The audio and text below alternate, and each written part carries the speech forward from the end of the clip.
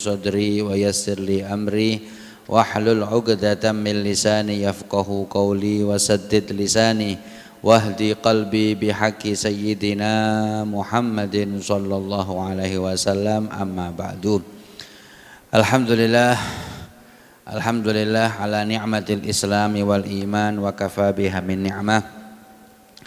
Alhamdulillah atas nikmat yang Allah limpahkan kepada kita semuanya, khususnya nikmat Islam, nikmat iman, nikmat panjang umur, nikmat sehat wal afiat, nikmat taufik hidayah yang Allah hadiahkan kepada kita semuanya, sehingga kita senantiasa diberi istiqamah oleh Allah Subhanahu wa taala untuk bisa menghidupkan waktu yang sangat mulia, waktu antara maghrib sampai isya, dengan taqwa fiddin, dengan thalabul ilm.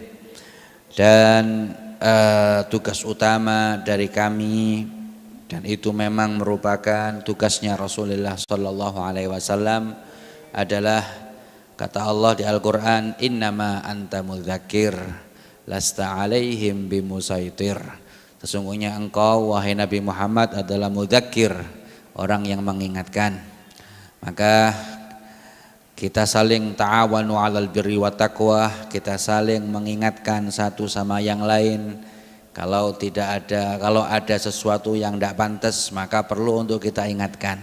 Ya, maka kami ingatkan juga kepada seluruh tamu-tamu yang ada di Masjid An-Nur ini, hendaknya kami ingatkan untuk selalu menutup aurat, untuk selalu menjaga adab di dalam masjid. Nggih. Kalaulah Anda masuk supermarket, Anda masuk mall, mereka memiliki peraturan, ya, kalau sampai Anda maskeran diingatkan juga, bahkan ada jual harus masuk masker, ya. Sampai sekarang masih ada mall kayak begitu, ya. Maka kami juga mengingatkan kepada saudara-saudari kami ketika di area Masjid An-Nur khususnya, hendaknya menjaga adab. Di antara adab yang paling utama adalah menutup aurat, ya. Menutup aurat, yang laki-laki ya tutup aurat, begitu juga yang perempuan, ya kan, kerudung bagi perempuan, ya, karena sesungguhnya kepala kelihatan, rambutnya itu aurat. Yang minta ini Allah Subhanahu wa taala, sampeyan diminta sebagai muslimah untuk ditutup auratnya. Dengan Anda menutup aurat berarti sampeyan nurut Allah Subhanahu wa taala.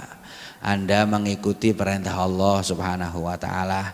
Kalau Anda yakin dengan keselamatan dari Covid dengan mengikuti anjuran pemerintah pakai masker, maka kenapa kok Anda tidak nurut kepada Tuhan Anda, Allah Subhanahu wa taala, yang sayang kepada kita semuanya, zahir batin itu adalah diajarkan, diberi tahu oleh Allah Subhanahu wa taala. Alhamdulillah, ya, semoga kita menjadi hamba-hamba yang bertakwa kepada Allah Subhanahu wa taala. Amin ya rabbal alamin. Kami juga mengingatkan, sebentar lagi kita meninggalkan Ashhurul Hurum, bulan haram, yaitu bulan Dzulqa'dah. Dan kita juga akan menyongsong bulan yang sangat mulia juga, yaitu Dzulhijjah. Ya, 10 Dzulhijjah ini adalah hari 10 pertama dalam bulan Dzulhijjah ini, sampai dibuat sumpah oleh Allah Subhanahu wa taala. Otomatis Tuhan yang Maha Akbar bersumpah dengan sesuatu yang tidak kecengan, yang tidak rendahan, yang tidak remeh. Allah bersumpah dengan 10 hari pertama dengan di dalam bulan Dzulhijjah. Allah berfirman, wal fajri walayalin ashri. Wal fajri, demi fajar. Dalam sebuah riwayat hadis, dalam riwayat tafsir, ada yang mentafsiri fajar hari Arafah atau fajar hari Arafah.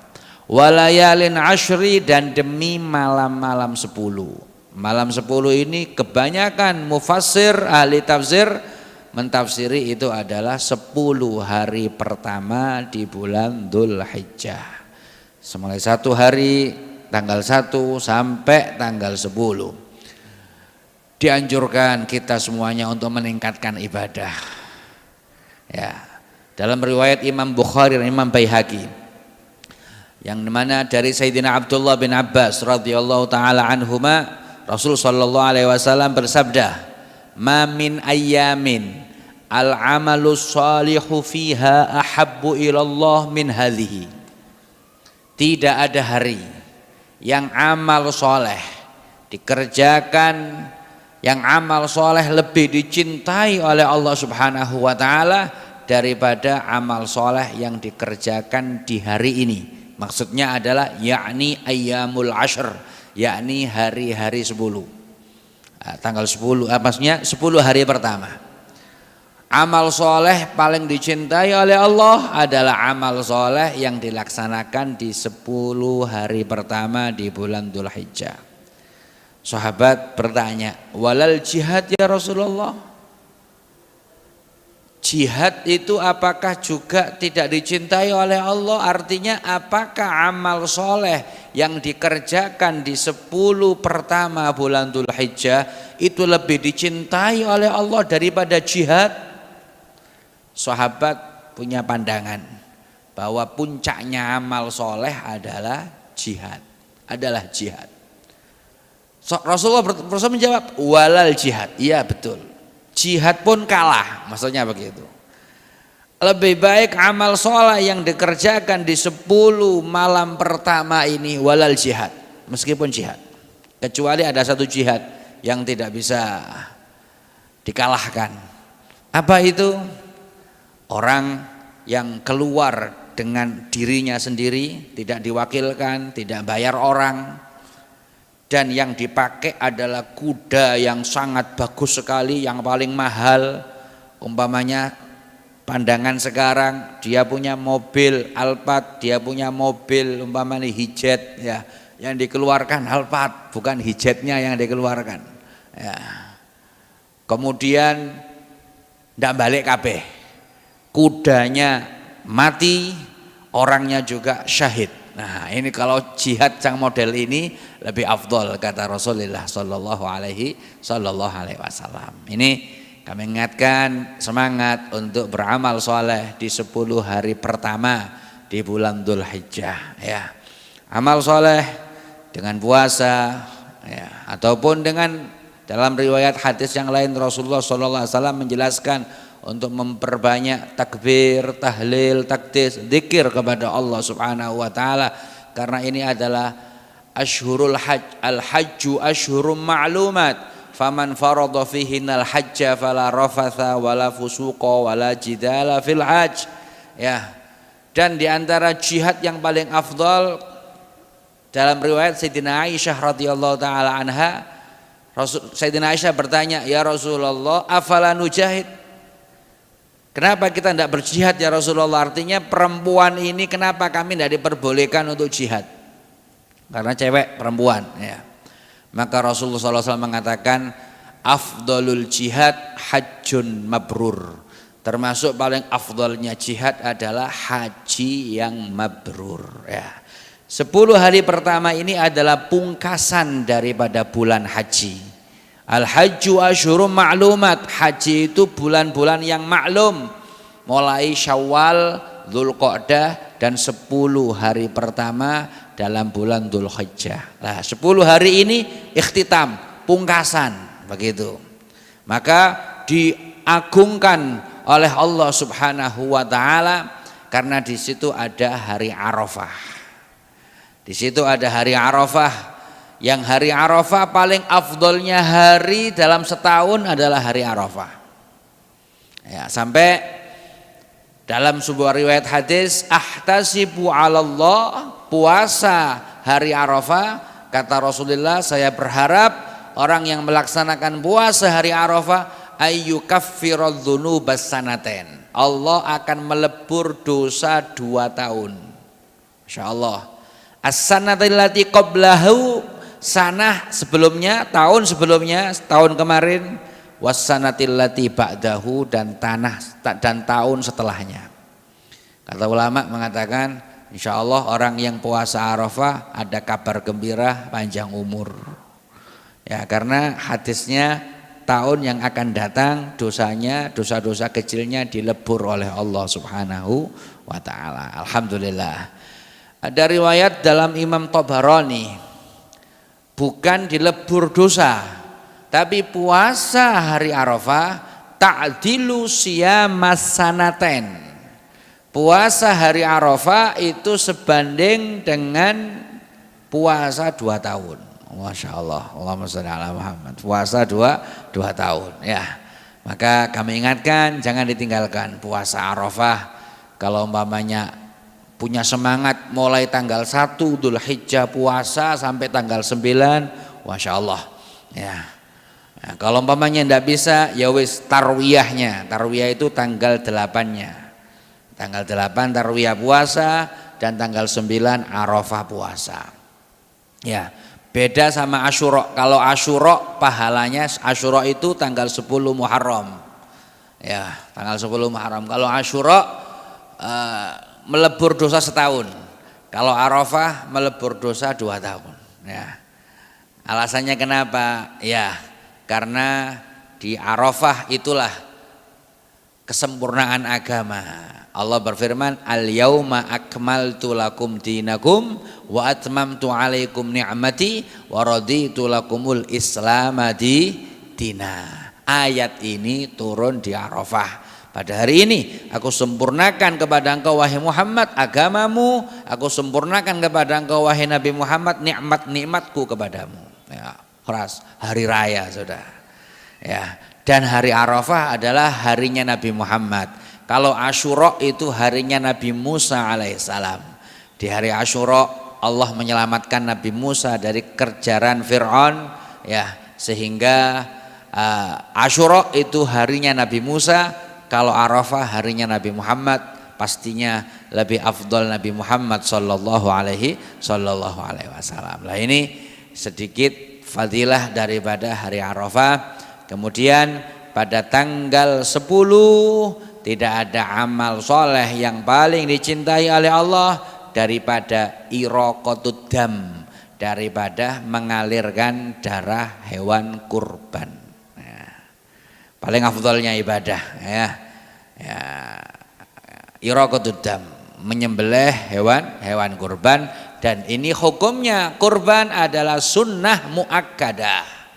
Hukumnya adalah sangat disunnahkan sekali. Bahkan ada riwayat dulu salah seorang ulama besar namanya Imam Abu Hanifah, sahibul madhab. Beliau itu berpendapat bahwa sedekah lebih afdal daripada udhiyah berkorban. Sedekah lebih afdal daripada udhiyah. Itu pendapatnya beliau pertama kali. Kemudian beliau menarik lagi pendapatnya.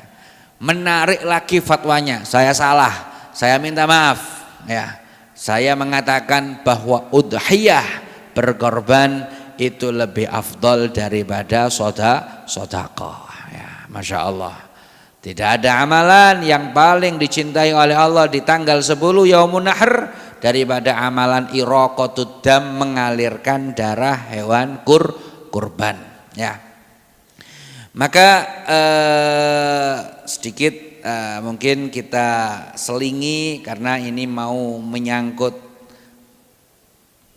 ibadah kurban, kita sedikit mengaji tentang kurban ya. Dalilnya berkorban adalah firman Allah di Al-Qur'an surat Al-Kautsar, "Fasholli lirabbika wanhar." Fasholli, laksanakan salat wahai Muhammad. Ya. Salat Idul Adha. Wanhar, dan sembelihlah ya. Dan Nabi Muhammad SAW dalam hadis Bukhari Muslim disebutkan riwayat Sayyidina Anas bin Malik radhiyallahu taala anhu radhiyallahu taala anhuma anna Nabiyya sallallahu alaihi wasallam kana yudhi bi kabsyaini amlahaini aqranaini. Nabi Muhammad sallallahu alaihi wasallam itu berkorban dengan 2 kambing gibas yang bertanduk yang sangat besar sekali, yang gemuk ya. Nabi Muhammad pernah berkorban itu, dan termasuk salah satu ketepaan yang luar biasa. Nabi Muhammad itu umurnya 63 tahun Sayyidina Abu Bakar umurnya 63 tahun. Sayyidina Umar umurnya 63 tahun. Selama masa hidup Nabi Muhammad memerdekakan budak sebanyak 63 orang budak.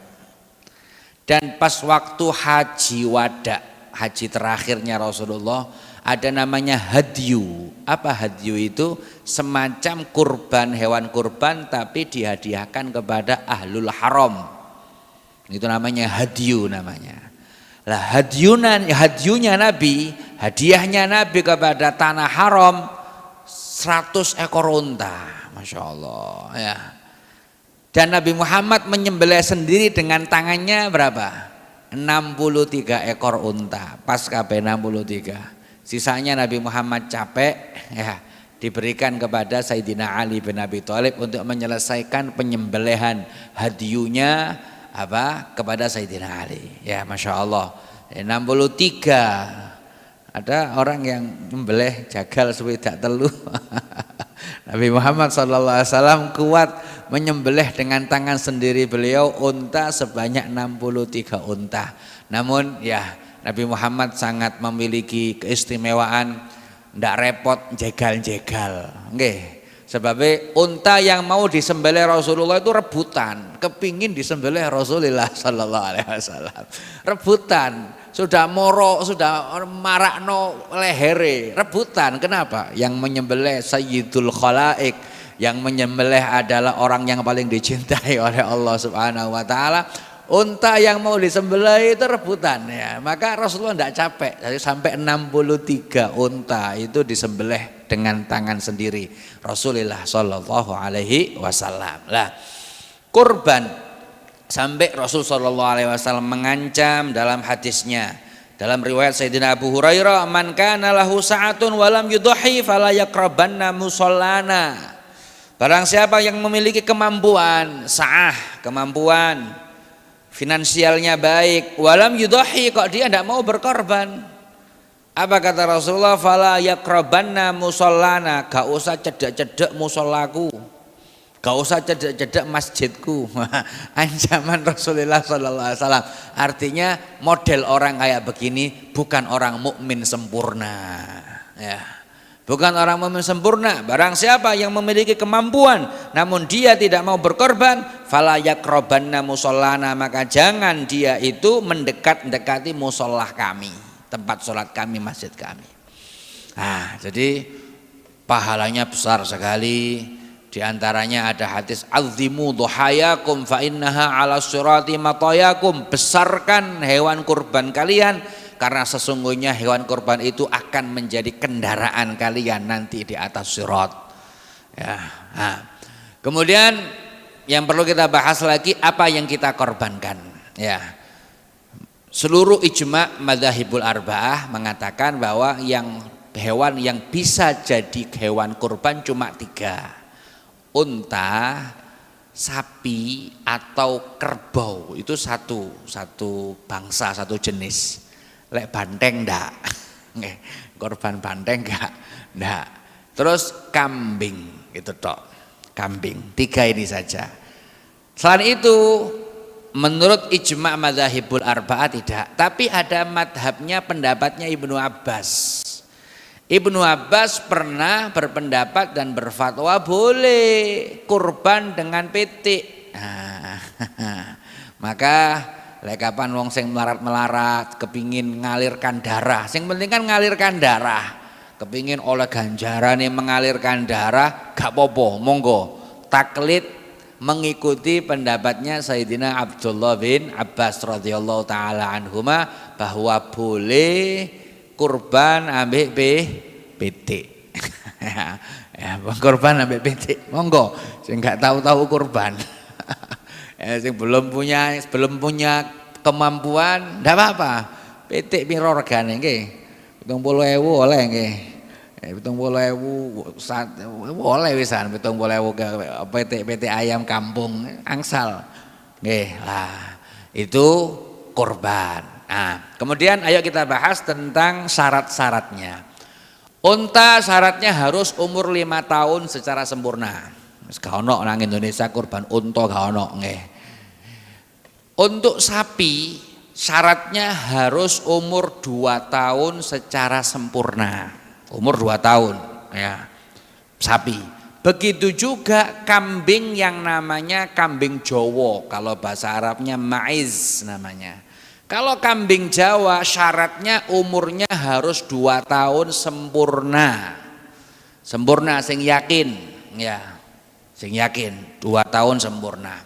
Otomatis urusan umur kembali kepada yang ahlinya ya, ahli khibrahnya.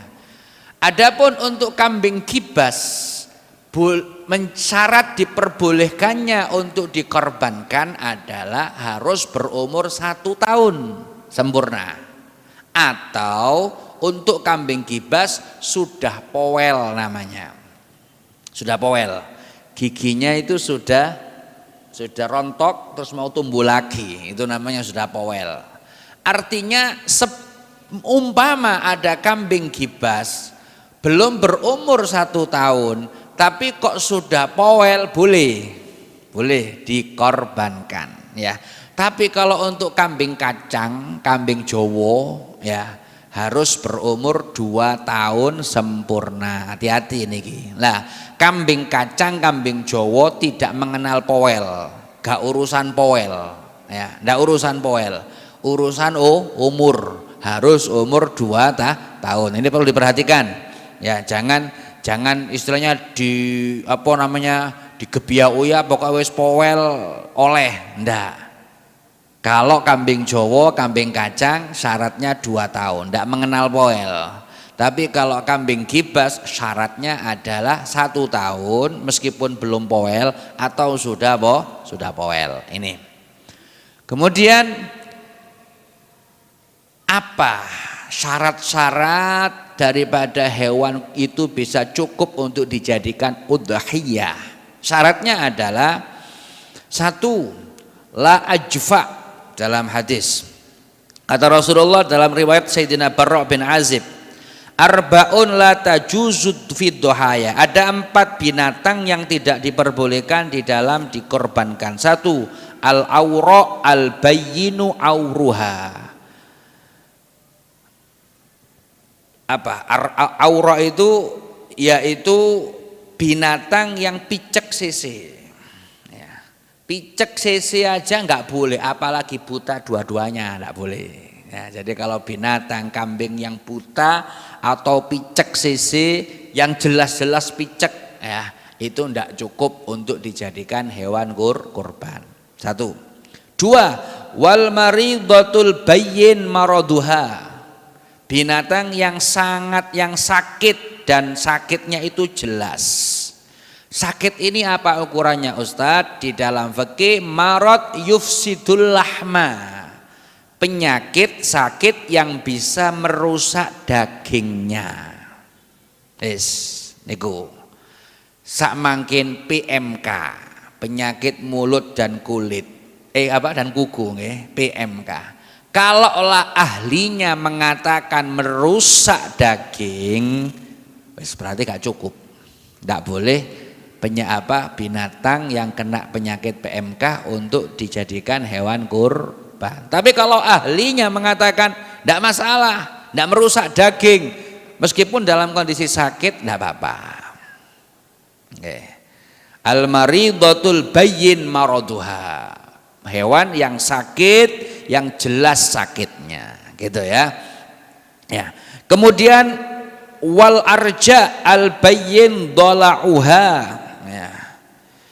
Wal arja yaitu binatang yang pincang, nemen pincangi. Ya. Ukurane pincang sing nemen itu lek umpamane balapan ambek koncone ya pasti kalah, gitu ya. Ya kabeh koncone balapan nang tempat makan dhek tok pincang kari. Ya, binatang kayak begini tidak cukup untuk dijadikan hewan kurban ya. Kemudian juga diantaranya lagi yang tidak cukup untuk dijadikan hewan kurban, wal kasiratul latungki. Ya. Apa itu? Binatang yang hilang sumsumi. Hilang sumsumnya berarti sangat kuru sekali. Sumsumnya gak duwe, apa mana daging gitu loh ya. Ya.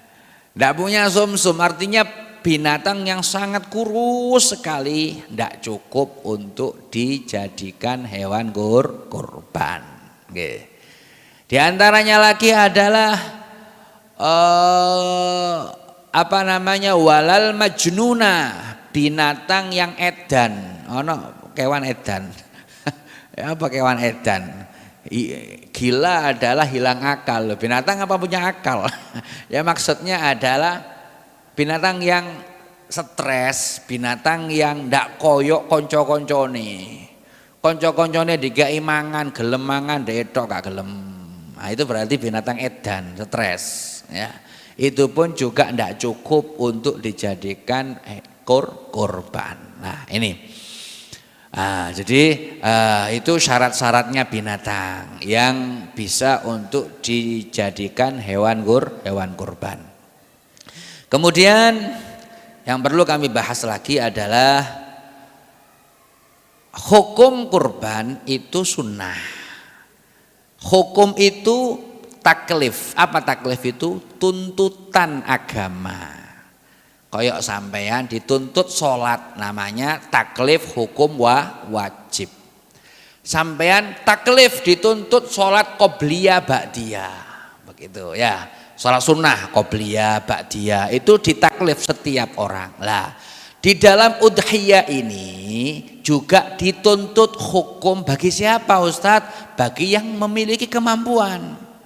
Ya berarti maksudnya berarti begini, udhiyah itu kalau kambing untuk satu orang, kalau sapi boleh untuk satu sapi, boleh untuk 7 orang, bukan harus, harus,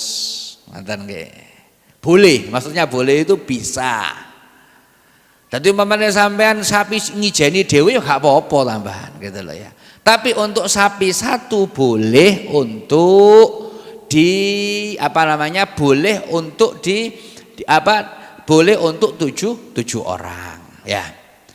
Terus yang mungkin dari kalangan masyarakat salah kaprah adalah iki kambing iki gawe aku sak keluarga.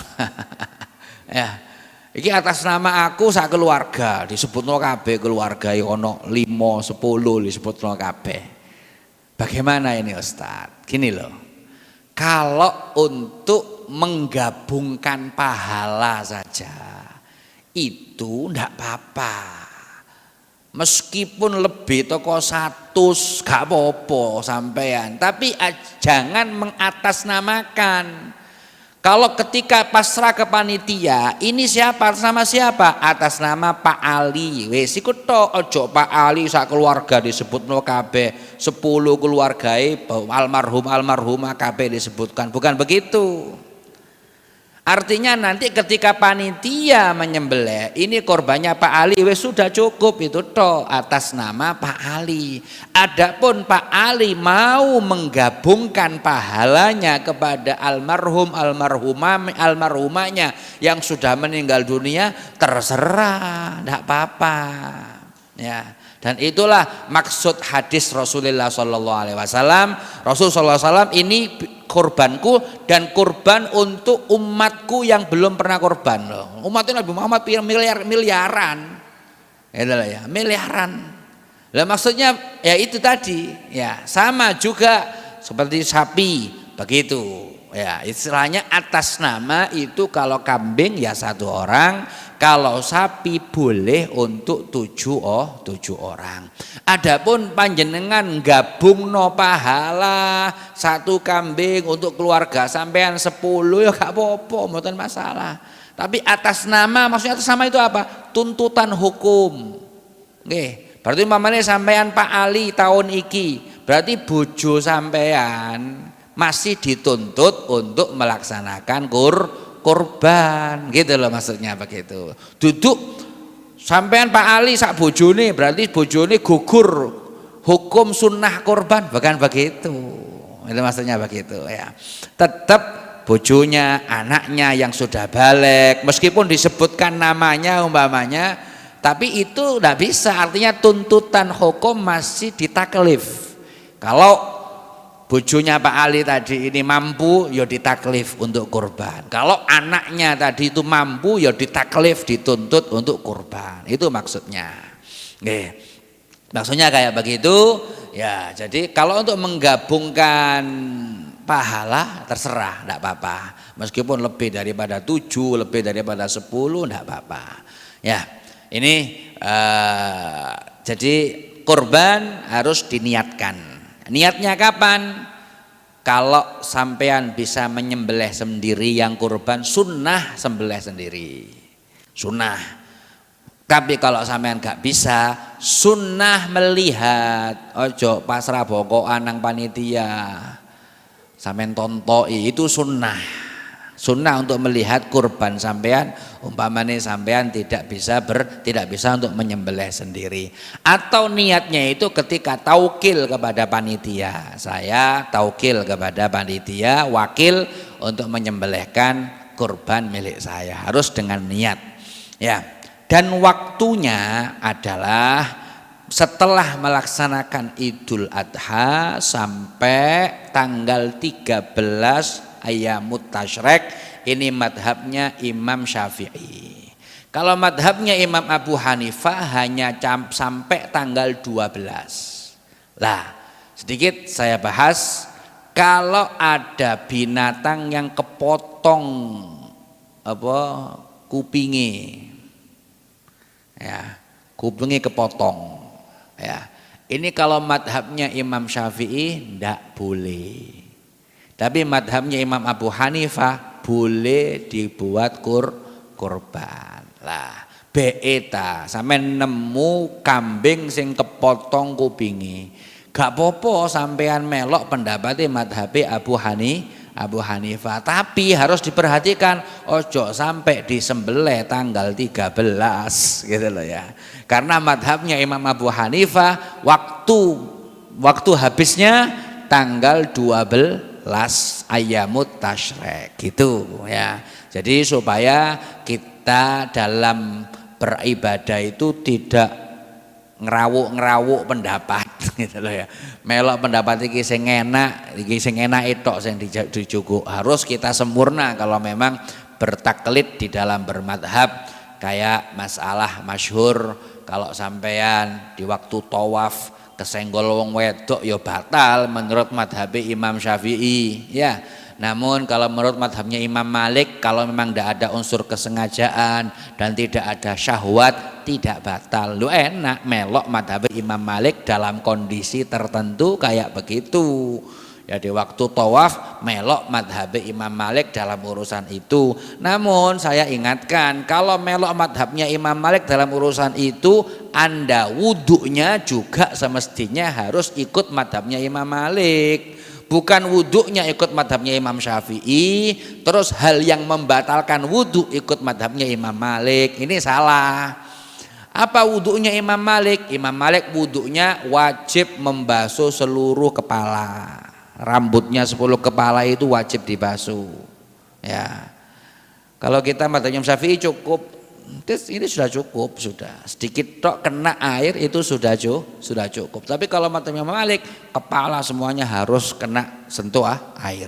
Ini satu. Dua, madhabnya Imam Malik itu mewajibkan namanya dalek. Dalek itu adalah menggosok. Ya. Jadi seluruh anggota gak cukup air cuma mengalir tok. Kalau kita air mengalir ada keran gitu ngalir semuanya lengkap sudah cukup. Tapi kalau madhabnya Imam Malik harus dengan menggosok semuanya seluruh anggota wudhu lah. Wudhu pakai madhabnya Imam Malik ketika nanti masalah membatalkan wudhu ya juga boleh mengikuti madhabnya Imam Malik. Sama juga dalam kasus udhiyah ini. Kalau sampean menemukan hewan kurban yang kepotong kupingnya, kalau madhab kita, madhab Imam Syafi'i tidak cukup, tidak boleh untuk dijadikan kurban. Tapi madhab Imam Abu Hanifah boleh. Tapi ya saya ingatkan, sembelihan tanggal 10, 11, 12. Jangan sampai menyembelih tanggal 13. Karena menurut madhab Imam Malik itu waktunya sudah habis ya. Waktunya udhiyah itu sampai tanggal 13 Ayyamut Tasyrik madhabnya Imam Syafi'i, sore. Terbenam matahari tanggal 13 habis waktunya udhiyah. Sampeyan beleh duduk diarani udhiyah tapi jenenge ya mayoran ngono ae ya. Sodako, bukan dikatakan udhiyah. Begitu juga sebelum terbitnya matahari, sebelum sholat id ya. Jadi sebagian kadang di kampung-kampung itu kadang wis panitia wis mulai tanggal 9 wis oleh wedhus dibelah dhisik bengi-bengi dibelah dhisik gawe apa konsumsi. Ini salah.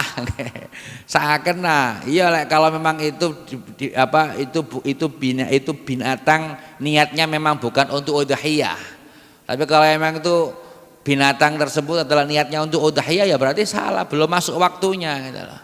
Ya kalau untuk konsumsi mending beli daging gitu aja, mending beli untuk dimasak untuk konsumsi panitia penyembelihan. Ini. Kemudian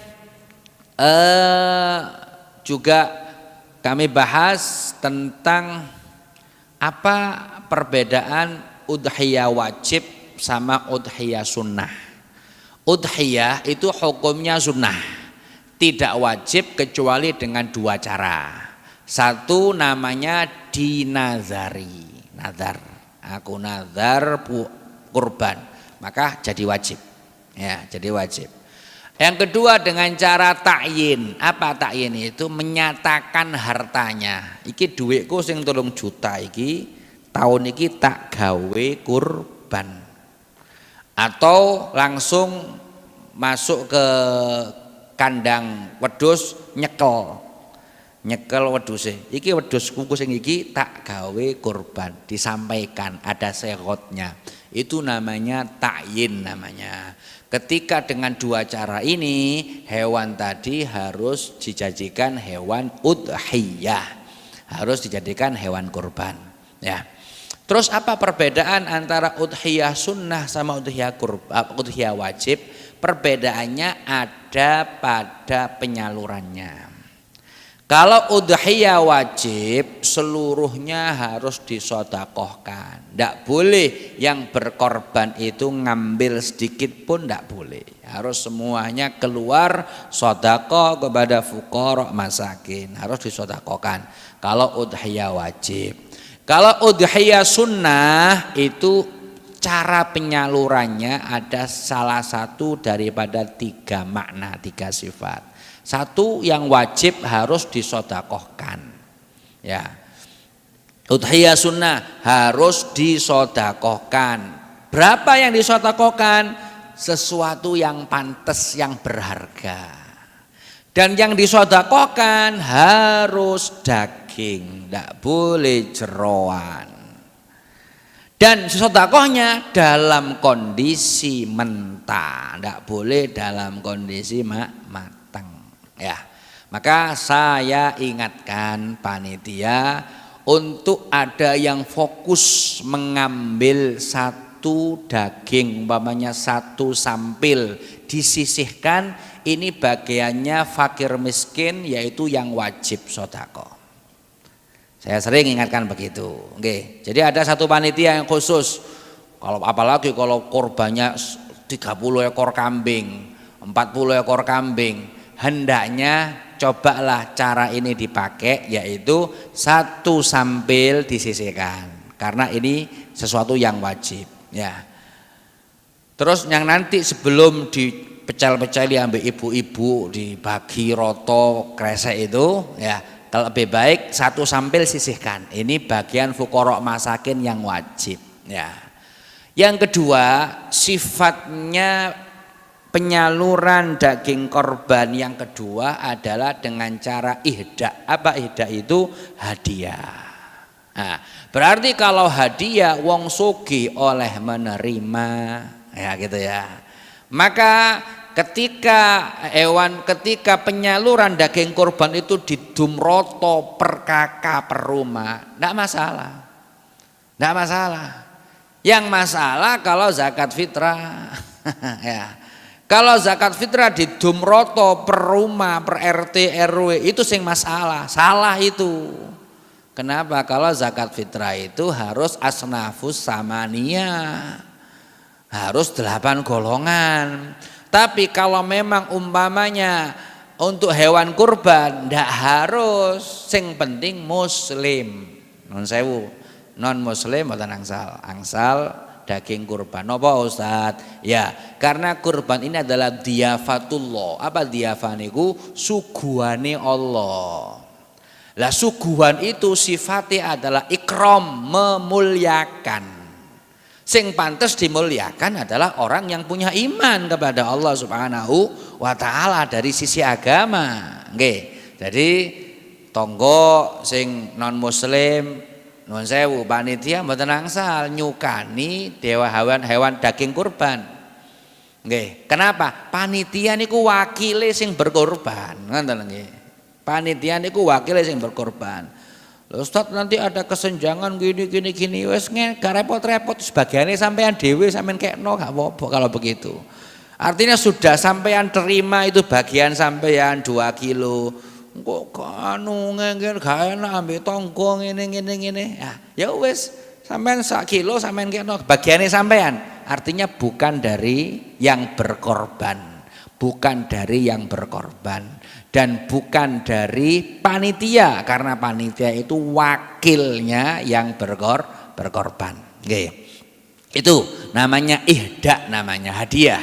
Orang kaya pun tidak apa-apa mendapatkan bagian daging kurban. Yang terakhir namanya dimakan sendiri ya. Jadi orang yang kurban sunnah boleh untuk makan sendiri ya. Secara hukum fikih boleh, tapi yang harus wajib ada daging yang harus disodakokan, itu wajib.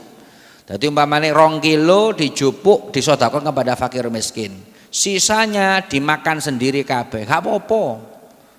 Mboten napa-napa ilmu hukum fikih gak apa-apa, hukum sosial medhit wong iku. Enggak. Hukum sosial medhit ya. Tapi hukum fikih enggak apa-apa. Ya. Yang penting ada sesuatu yang wajib untuk disedekahkan. 2 kilo disedekahkan kepada fakir miskin. Sisanya disirik kabeh gak apa-apa. Ya, enggak apa-apa. Ini perbedaan antara kurban sunnah sama kurban wajib, dan afdolnya bagi yang kurban sunnah hendaknya ngambil berkah saja, ngambil berkah berapa puluhan ya. Kalau bisa Rasulullah SAW menganjurkan untuk mengambil kibdahnya, hatinya. Nah, itu. Kalau sampean kurban, aku njaluk atine. Jadi seprapat atau 1/2 kilo aku njaluk atine untuk barokah. Itu disunahkan oleh Rasulullah Sallallahu Alaihi Wasallam.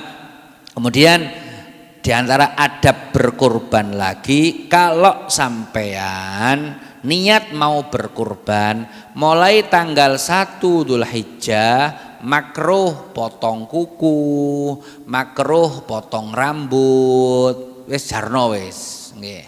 Nek sampean kepingin bebersih saiki brengos sampean, jenggot sampean rapikan ya mulai sekarang. Ya. Nanti ketika mulai tanggal 1 sampai niat mau berkorban tahun ini, maka makruh sampean untuk mencukur rambut, memotong kuku, semuanya biarkan saja, biarkan sampai hewan sampean disembelih ukurannya. Berarti hewan sampean kiranya tanggal 13, semuanya tanggal 13 tambah suwe ya. Sampai hewan kurban sampean disembelih. Apa hikmahnya? Li syumulul itik. Di dalam keterangan hadis li syumulil itik, supaya seluruh anggota tubuh kita ini bisa masuk menjadi itkun minan nar, dimerdekakan dari api neraka. Nah niki sedikit daripada fikih tentang tata cara berkorban ya. Semoga tahun ini meskipun ada PMK dan lain sebagainya, semoga semuanya lancar, semuanya sehat, tidak ada apa-apa. Amin ya rabbal alamin. Ala hadhihi niyah wa likulli niyatin shalihah. Al-Fatihah. A'udzubillahi minasyaitonirrajim. Bismillahirrahmanirrahim. Alhamdulillahirabbil alamin arrahmanir rahim maliki yaumiddin. Iyyaka na'budu wa iyyaka nasta'in ihdinas siratal mustaqim siratal ladzina an'amta 'alaihim ghairil maghdubi 'alaihim